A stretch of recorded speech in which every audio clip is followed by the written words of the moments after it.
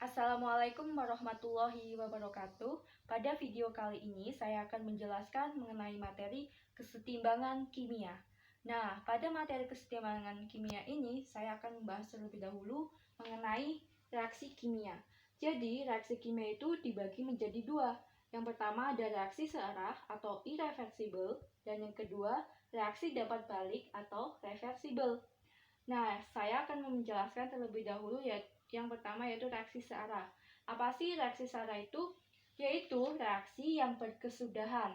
Karena jika salah satu zat bereaksi habis, maka reaksi akan berhenti. Nah, di sini saya kasih contoh reaksinya yaitu A ditambah B menghasilkan C ditambah D.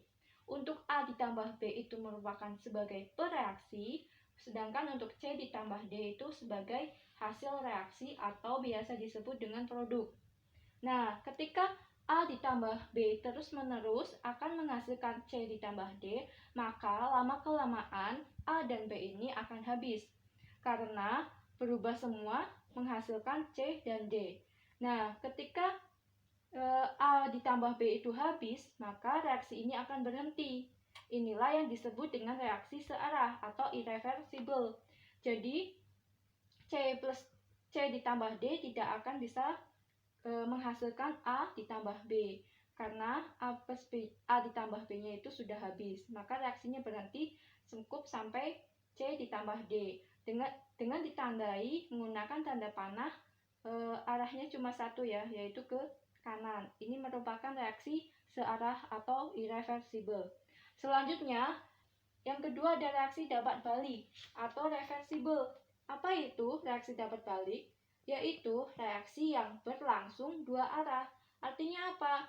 Yaitu ketika zat bereaksi dapat membentuk hasil reaksi dan hasil reaksi tersebut dapat bereaksi kembali membentuk bereaksi. Nah, bagaimana penjelasannya dalam reaksi? Yaitu ketika kita nuliskan reaksi A ditambah B akan menghasilkan C ditambah D, dan C ditambah D akan membentuk kembali reaksinya, yaitu A ditambah B. Sesuai dengan penjelasan yang ada di atas ya, yaitu zat bereaksi A ditambah B dapat membentuk hasil reaksi C ditambah D, dan hasil reaksi tersebut dapat bereaksi kembali membentuk reaksi, yaitu A ditambah B. Ditandai dengan arah panah dua ya, ke kanan dan ke kiri. Inilah yang membedakan reaksi dapat balik atau reaksi bolak-balik dan reaksi searah. Inilah penjelasan mengenai reaksi searah dan reaksi dapat balik. Nah, selanjutnya saya akan menjelaskan mengenai karakteristik kesetimbangan. Ada berapa sih karakteristiknya? Yaitu ada 4. Yang pertama, bersifat dinamis, yaitu reaksi terus berlangsung. Zat bereaksi berubah menjadi zat produk, lalu kembali berubah menjadi zat bereaksi.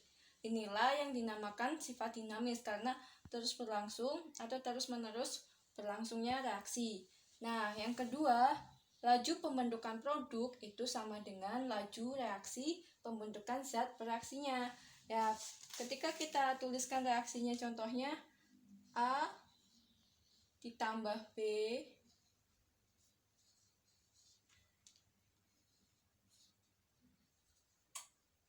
maka menghasilkan C ditambah D.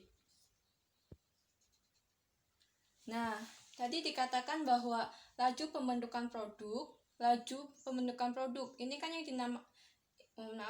dinamakan produk sama dengan laju reaksi pembentukan zat bereaksi. Jadi, laju produk ini akan sama lajunya dengan reaksi atau zat bereaksinya. Jadi, laju reaksi C plus D sama dengan laju reaksi A plus B. Inilah yang dinamakan laju pembentukan produk sama dengan laju reaksi pembentukan zat bereaksinya.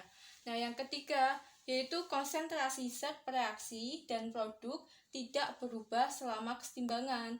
Jadi, konsentrasi zat bereaksinya itu dan produknya tidak berubah. Yang keempat, kesetimbangan terjadi pada sistem tertutup. Di sini saya menggambarkan ada dua jenis sistem ya, sistem terbuka dan sistem tertutup. Ini untuk membedakan, untuk memahami kesetimbangan terjadi pada sistem tertutup. Kenapa? Karena ketika menggunakan sistem terbuka, ketika ini dipanaskan, maka uap air itu akan keluar, maka akan mengubah massa atau konsentrasi di dalam zat tersebut.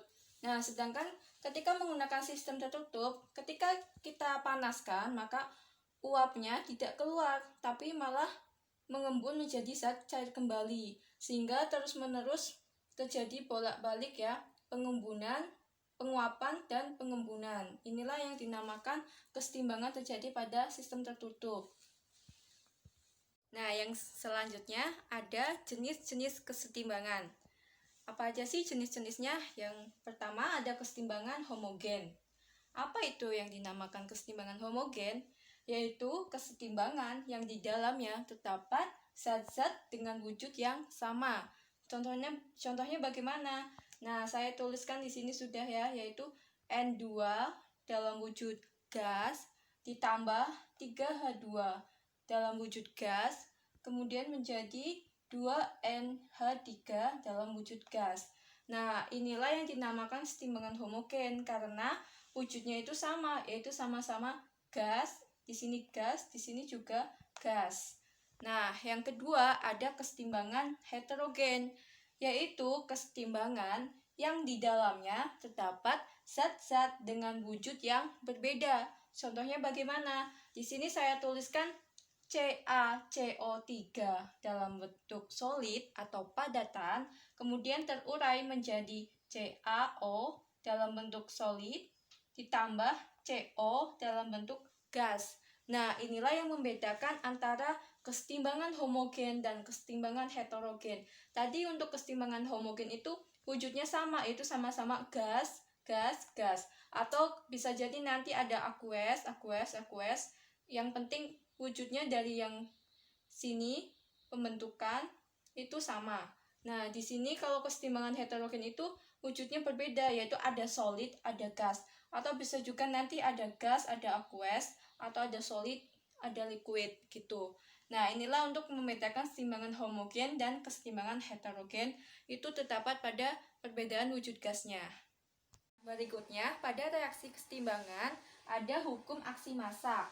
Apa itu hukum aksi massa? Yaitu berbunyi perbandingan konsentrasi dipangkatkan dengan koefisiennya terhadap konsentrasi per reaksi dipangkatkan dengan koefisiennya. Itu hasilnya selalu tetap. Inilah hukum aksi massa. Nah, dikemukakan oleh dua ahli kimia, yaitu Guldbach dan Wolge, dan kemudian timbullah istilah konstanta kesetimbangan. Selanjutnya, saya akan membahas mengenai konstanta kesetimbangan. Nah, ternyata konstanta kesetimbangan itu dibagi menjadi dua. Yang pertama berdasarkan konsentrasi, yang kedua berdasarkan tekanan. Untuk yang berdasarkan konsentrasi biasa disimbolkan dengan Kc. Nah, yaitu wujud zat yang mempengaruhinya hanya wujud aqueous dan gas, larutan dan gas. Simbolnya Ag dan G. Ini untuk wujud yang mempengaruhi dalam perhitungan konstanta kesetimbangan berdasarkan konsentrasi. Mari kita lihat contohnya, yaitu Ibu tuliskan contohnya N2 dalam wujud gas ditambah 3H2 dalam wujud gas, kemudian menjadi 2NH3 dalam wujud gas. Nah, kita perhatikan ya, tadi wujud zat yang mempengaruhi hanyalah Ag dan gas. Nah, maka di sini gas semua, maka kita hitungkan semua dalam rumusnya. Rumusnya apa? Yaitu produk dibagi reaktan, atau sebelah kanan dibagi sebelah kiri. Kita nulis rumusnya Kc sama dengan produknya mana? Yaitu NH3. 2NH3. Kita tulis dalam kurung siku, yaitu konsentrasi, dibacanya konsentrasi NH3 dipangkatkan 2. Dipangkatkan 2-nya itu dari mana? Yaitu dari koefisiennya NH3. Kemudian dibagi dari reaktan atau pereaksi, yaitu N2. N2 ditulis konsentrasi N2 dikali konsentrasinya H2, kemudian dipangkatkan 3. Pangkat 3-nya didapatkan dari koefisiennya H2. Ini untuk rumus konstanta kesetimbangan berdasarkan konsentrasi.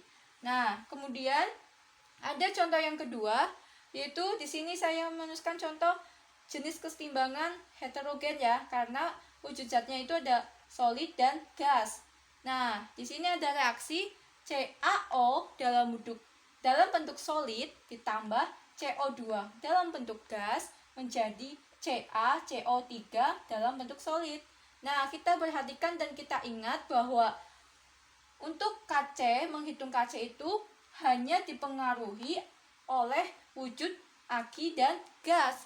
Nah, sedangkan di sini ada solid, maka solid tidak diperhitungkan. Langsung saja kita coret. Nah, nilai yang dicoret itu sama dengan nilainya 1. Maka Kc-nya sama dengan 1 dibagi reaktannya berapa? Reaktannya apa? Yaitu yang wujudnya gas. Yang wujudnya gas di sini kan hanya CO2, maka dibagi dengan CO2.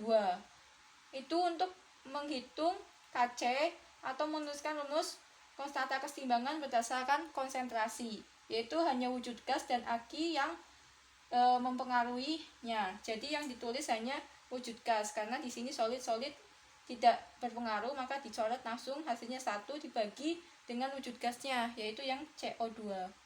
Nah, selanjutnya konstanta kesetimbangan yang kedua ada berdasarkan tekanan atau biasa disimbolkan dengan Kp, yaitu wujud zat yang mempengaruhinya hanya wujud gas saja.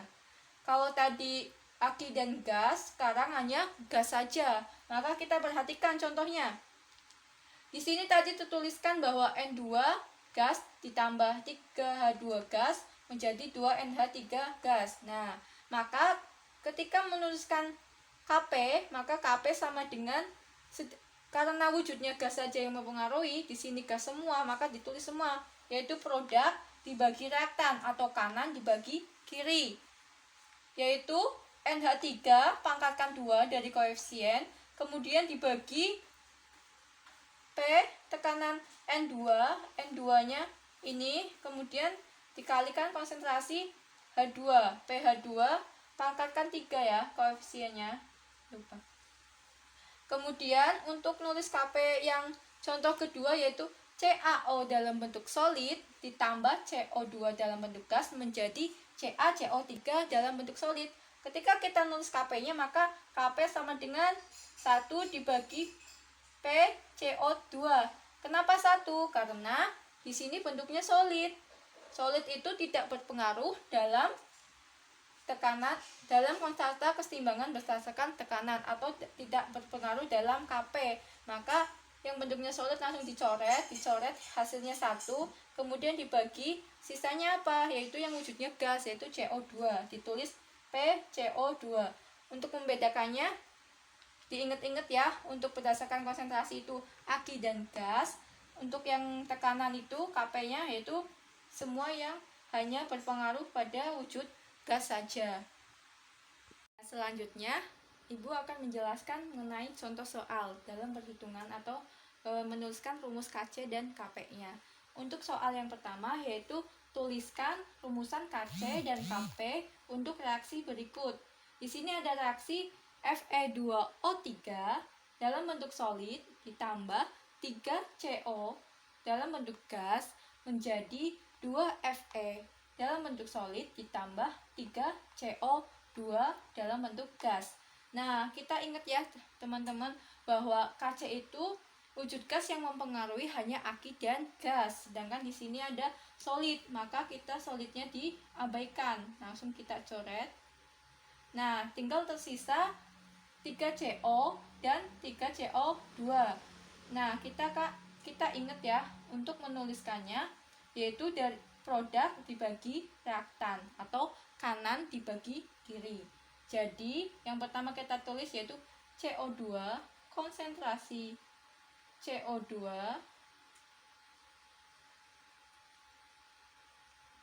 jangan lupa pangkatnya, yaitu pangkatnya 3, dipangkatkan 3, kemudian dibagi CO, konsentrasi CO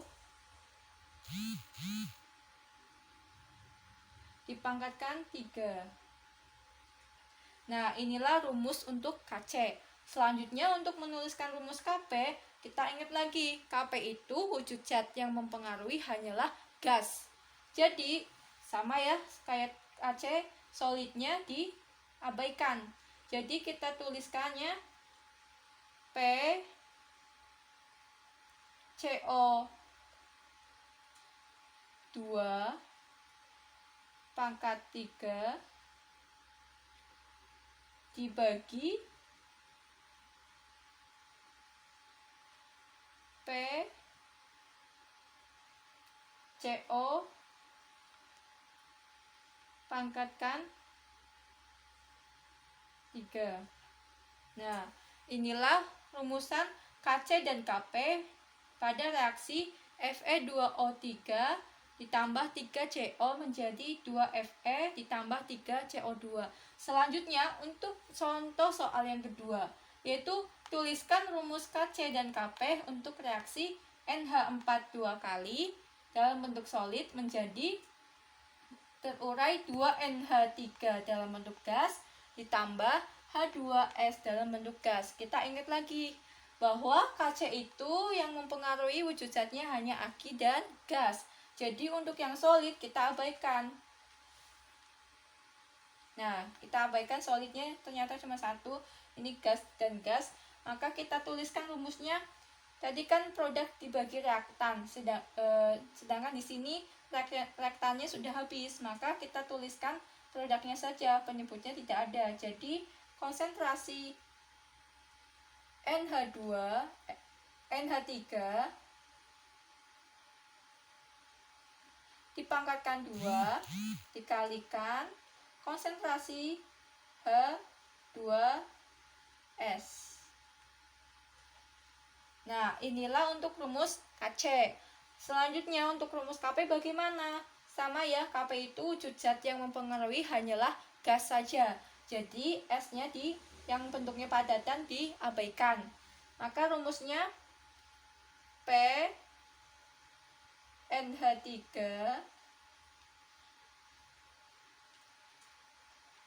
pangkat 2 dikali P H2S. Nah, inilah contoh soal untuk menuliskan rumus Kc dan Kp. Demikian pembelajaran pada hari ini, kurang dan lebihnya mohon maaf. Wassalamualaikum warahmatullahi wabarakatuh.